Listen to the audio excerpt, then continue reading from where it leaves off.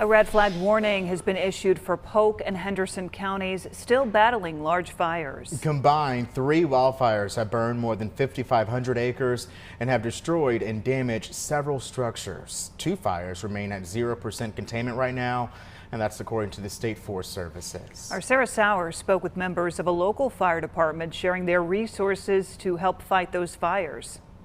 Gusty winds and dry conditions remain of high concern for much of North Carolina, including the places hardest hit by Helene. Now, more than 300 fire personnel from across the state and country have joined in Polk County, including 2 from here in the Triad. When you're dealing with something this big, it becomes a regional incident. Gilrand Fire Department Assistant Chief Joey Lane says their crew and brush truck, which arrived in Polk County Tuesday, play a small part in the collaborative effort to fight large fires. These departments, we all come together as a group, just like we did through the hurricanes, to help out any time that we're needed. God forbid it happened here, they would come to us. While much of the firefighting is manual labor, the Forest Service is also using planes to combat the flames from above. Hundreds of people were evacuated. Protect property, make sure people are okay, and the rest of it will come to us in due time. Mountain terrain, Lane says, has made it difficult for firefighters and the Forest Service to construct dirt lines that would limit the extent of the fires.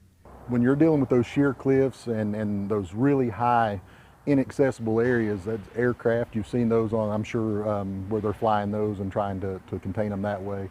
But as far as walking people in without the roads, I mean, it's going to be tough.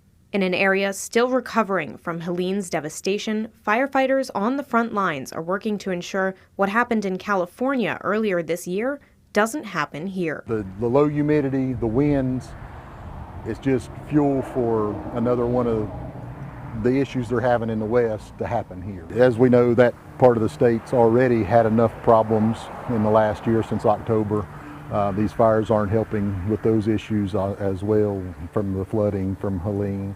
The Forest Service says 1 firefighter was injured in Polk County and taken to the hospital, but is expected to make a recovery. The firefighters from here at Gilrand Fire Department down in Polk County are expected to stay there until Monday. Reporting in Randolph County, I'm Sarah Sowers for WXII 12 News.